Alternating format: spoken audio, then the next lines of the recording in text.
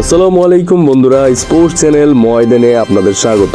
Football প্রেমীরা খাওয়া দাওয়া আর ঘুম ভুলে যাওয়ার জন্য রেডি হয়ে যান, কারণ ফুটবল ইতিহাসের সবচেয়ে বড় সুনামি দিয়ে আসছে। হ্যাঁ, আজ আমরা কথা বলবো ফিফা ওয়ার্ল্ড কাপ 2026 নিয়ে।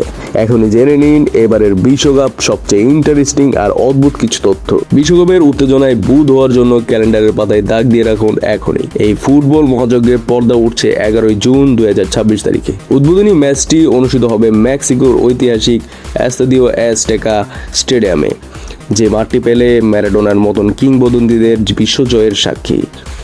আর 39 দিনের এই রোমাঞ্চকর লড়াইয়ের অবসান ঘটবে 19 জুলাই 2026 তারিখে নিউ ইয়র্কের বেটলাইফ স্টেডিয়াম ফাইনাল ম্যাচের মধ্য দিয়ে। এবারের বিশ্বকাপের প্রথম বড় চমক লুকিয়ে আছে এর আয়োজক তালিকায়।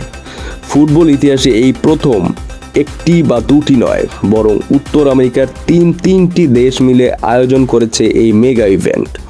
আমেরিকা, কানাডা এবং মেক্সিকো। মোট 16টি চোখ ধাঁধানো আধুনিক স্টেডিয়ামে বসবে ফুটবলের এই আসর। জলবায়ু আর সংস্কৃতির বৈচিত্র্যে ভরা এই তিন দেশে মানিয়ে নিয়ে কোনো দল শেষ পর্যন্ত টিকে থাকতে পারে, সেটাই হবে এবার। তবে আসল চমকটা রয়েছে মাঠের লড়াইয়ে। এতদিন আমরা 32টি দলের বিশ্বকাপ দেখে অভ্যস্ত ছিলাম, কিন্তু এবার ফিফা বিশ্বজুড়ে ফুটবলের জোয়ার তুলেছে। দলের সংখ্যা বাড়িয়ে করেছে 48টি। দল বাড়ার কারণে স্বাভাবিকভাবেই বাড়ছে ম্যাচের সংখ্যাও। কাতার বিশ্বকাপের 64 ম্যাচের রেকর্ড ভেঙে এবার মোট ম্যাচ অনুষ্ঠিত হবে 104টি। অর্থাৎ ফুটবল প্রেমীদের জন্য এবার থাকছে ম্যাচের পুরো সেঞ্চুরি পার। 4টি করে দল নিয়ে মোট 12টি গ্রুপে ভাগ হবে, লড়বে বিশ্ব সেরারা। ম্যাচ বাড়ায় এবার নকআউটের নিয়মও বদলে গেছে।